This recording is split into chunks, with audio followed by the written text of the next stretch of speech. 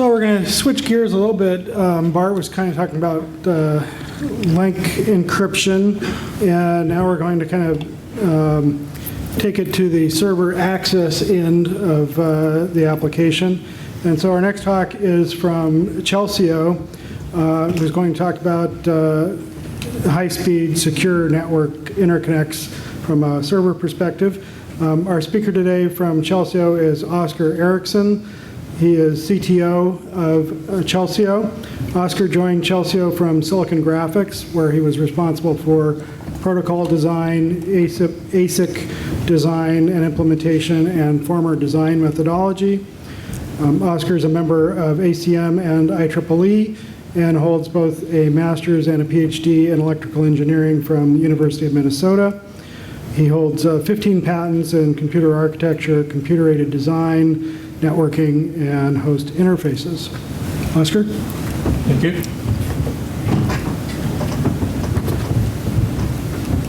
So the downloads. Good afternoon.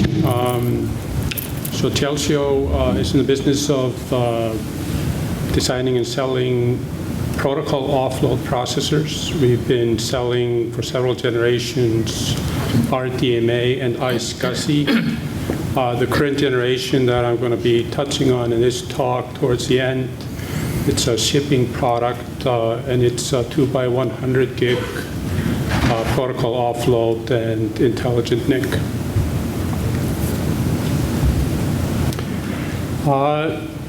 This is not news to anyone. There's security breach stories in the newspaper every single day. Businesses are therefore required to store their data, both at rest and when they're sending it over the network. Authentication and encryption of the data is also a legal requirement in many use cases at this point. So the need for efficient encryption is obvious to everyone. I'm going to start by summarizing the security requirements in the cloud. I'm going to list the menu of popular security protocol suites, and finally I'm going to describe how the Chelsio Terminator 6 adapters that are shipping today address these requirements. This is a recap from the previous talker definitions. These are basically the terms I'm going to be using in the rest of this talk. Confidentiality refers to the encryption of data at rest or data being communicated such that someone is trying to eavesdrop or find out what is being sent or stored. They cannot read it, they don't understand it. Integrity is a related term, and that looks into guaranteeing that the received data is the same as the data that was sent. So in addition to encrypting the data, there's some type of cryptographic hash computed of the data that then can be validated by the receiver. Authentication then has to do with guaranteeing that the sender really is who she is claiming she is. And authorization in a similar manner is the user, is she authorized to be accessing the data and sending the data that is being sent. With respect to the intelligent NICs, crypto breaks down into two phases. Initially, you negotiate a key, encryption key on one end and a decryption key on that same end, and then reverse those two, and those are the keys used for encryption and decryption on the other end. Session keys are then used during the data movement or the storage of the data to encrypt and decrypt the data. The dominant symmetric crypto suites in use today is AES, and authentication is either done with SHA or also done with AES. So the requirements and the attacks, this is similar to the list in the previous talk. Someone might be eavesdropping on communication, so you need confidentiality. Someone might be tampering with the data. You might have an IoT device, and you need to know that no one tampered with the measurements that are being sent encrypted over the network.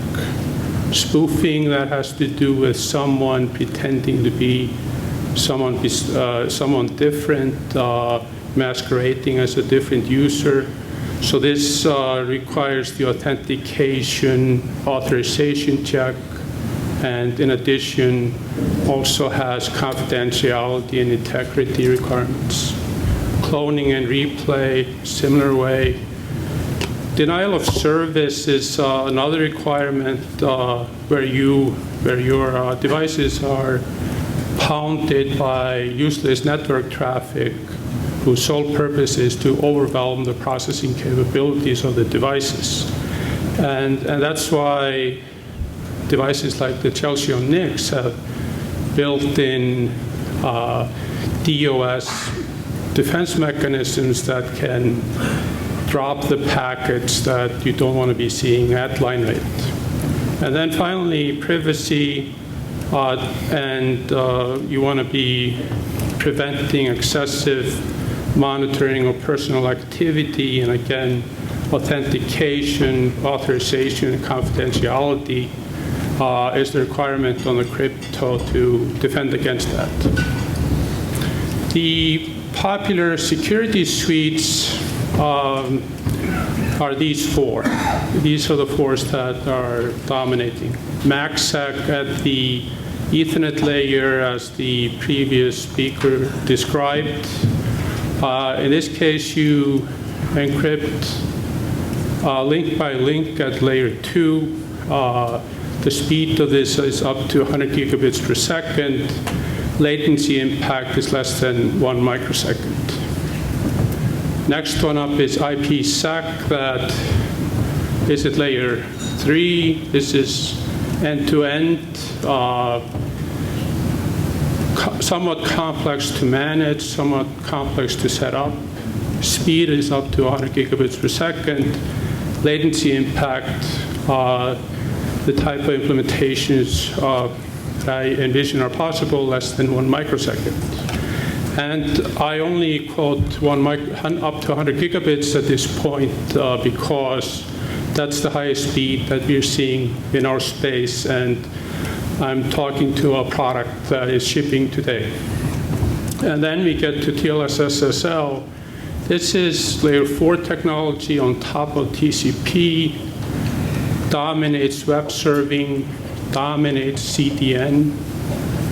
Also, you have very popular SSL VPNs. The key negotiation is built into the applications.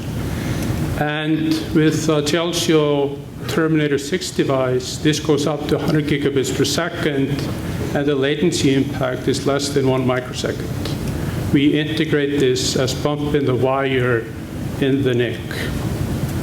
And likewise, DTLS, that is related to TLS, but for UDP packets, again, the key negotiation is built into the application, and now you can have implementations up to 100 gigabits per second with a latency impact of less than 1 microsecond.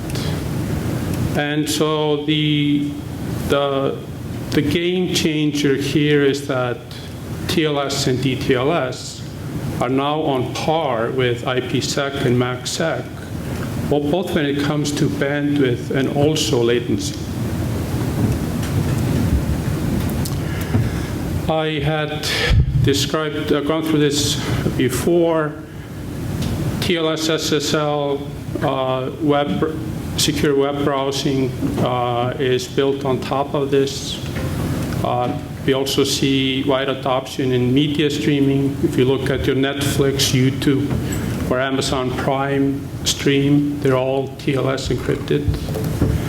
IoT is also using this when the connection requires reliable communication. DTLS, RTC, not a big user or popular, but IoT is picking up use of DTLS, and it's becoming more important because of IoT. IPsec is very popular in multi-tenant data center, clouds, and IPsec VPNs are very popular. MACsec, very much as the previous speaker described, has limited use cases, mostly links on switches, and then if you back up one step, you need to look at the security model, and in many of these protocol suites, you want to be assured as a user of secure web browsing that you are talking to the endpoint that you think you're talking to, whereas MACsec doesn't really address this type of security issue. So the threat model comes into play, and TLS and IPsec are therefore more popular, or more widely used than MACsec today. So there's, as I mentioned before, there's separate key negotiation phase, and then when you look at the usage patterns, the negotiation rates are very different depending on the use case. You have very high rates for some types of transaction servers that need very high session key rates, and therefore you need specialized hardware that accelerates the key negotiation. But in many other use cases, like the CDN use case, you negotiate a session key, and then you use that same key while watching the whole movie. In a Netflix type of use case, the key negotiation rate is very modest. Going through some of the use cases, you have the users interacting with the web server through a cloud. The cloud might be multi-tenant, in which case you have IPsec within the cloud. But end-to-end, you have TLS SSL. The IoT case, in many use cases of IoT, you don't need reliable communication. You're sampling something. There's a new sample forthcoming, and that's why you can use UDP. That's why you can afford to lose packets, and that's when you use DTLS. The CTN use case, it is TLS to the end user from the content server. And that is 100% the case for CTN.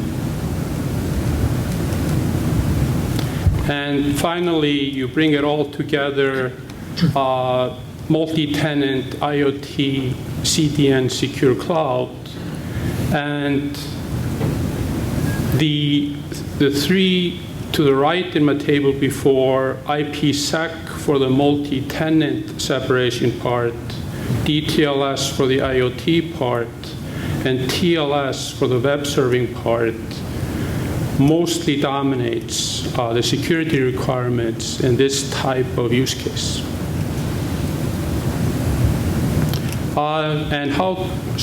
Now I've introduced the problem. How do we address this with the Chelsio Terminator T6, INIC? So we have the various cloud virtualization technologies, The upper right corner has the multi-tenant encapsulation formats that are most popular: VXLAN, NVGRE, GNIF. We have offload of NFV and SDN capabilities, and then to address the encryption part, we have offload, inline, TLS, DTLS, IPsec, and we have encryption of the different storage protocols that you have in the cloud, SMB, and we have support for the data at rest encryption, the AES XTS. In addition, this is a NIC that goes from 2 by 100 gig Ethernet down to 2 by 10 gig Ethernet. It has all the RDMA protocol offloads and iSCSI offloads that are required for efficient operation of those protocols. But otherwise, I just want to focus on the security part here and the cloud part, the box on the right, top right, and the bottom right. So inline crypto refers to encryption of the clear text payload on the fly when that packet goes through the NIC. So the application is on the top, yellow. It writes to a socket in the TLS case. That socket is marked as a TLS socket, which means that when that data is sent through the NIC in the direction of us, the data is turned into a TLS PDU and encapsulated in an Ethernet packet on the fly. And in the receive direction, the TLS comes in, the card detects this as a TLS connection, looks up the decryption keys, and decrypts the TLS PDU on the fly. And at 100 gig speeds, this saves you 100 gig write to the memory system, followed by 100 gig read from that memory system. So it saves you a round trip through the memory system. And at 100 gig, we're finding that zero copy is even more important than at previous speeds. Zero copy refers to the capability of sending directly out of an application buffer to the Ethernet wire and delivering directly from Ethernet into the application buffer. If you don't do this, then you have to copy around in your memory subsystem, and at 100 gig speeds, unless you have the very highest end Intel machines, you run out of bandwidth in the memory subsystem, and nothing is left over for applications. So inline crypto addresses this by eliminating this 100 gig write followed by 100 gig read. The Intel and ARM and Power architectures, they have built-in instructions to accelerate AES. But they require this extra copy. You get the clear text, you process it, and you store the encrypted information in memory again, and then you send it out from memory to the wire. The AES performance is comparable on these on Intel processors, but in our experience, the SHA is 10 times faster on a Terminator 6 compared to an Intel. Yes. Coprocessor mode then is the conventional mode. You send a packet storage block to the adapter that is encrypted, and the results are returned back to the host for further processing. So the comparison of the inline special instructions and the coprocessor, only the inline is 0 copy. That's the one that has the best chance of being low latency and high bandwidth. As 100 gig becomes 200 gig, becomes 400 gig, this saving of the round trip in memory subsystem becomes ever more important. The special instructions, you get good bandwidth, but you have this hidden cost in the memory subsystem. The coprocessor is still useful, but you have a context switch compared to the special instructions that are provided by the instruction set. So we've implemented the software that goes with this hardware capability in Linux. So it plugs into the Linux crypto API. We have a modified open SSL that uses the inline TLS capabilities. We're still tuning the software to deal with this amount of bandwidth, and our current performance numbers are 88 gigabits per second in the send direction and 77 gigabits per second in the receive direction. And all of this is delivered in the power envelope of a regular NIC. This functionality fits within the power budget of a PCI card. There's no bandwidth, latency, or power penalty to the crypto implementation in a Terminator 6. And we've submitted the software to a Linux kernel, and FreeBSD is following close behind. This is the crypto suite that we support.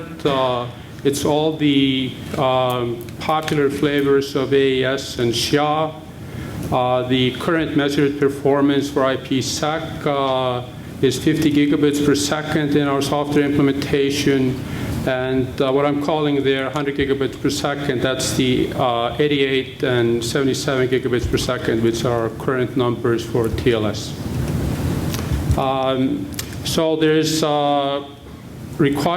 must-have requirement for encryption for businesses nowadays, and it's in our view, it's very important that this be highly efficient, meaning there's no latency penalty, there's no power penalty, there's no bandwidth penalty. And the breakthrough is that TLS and DTLS are now on par with IPsec and MACsec when it comes to bandwidth and latency. And there is nothing we see in our implementation that is going to prevent this from scaling to 200 gig and 400 gig. Thank you.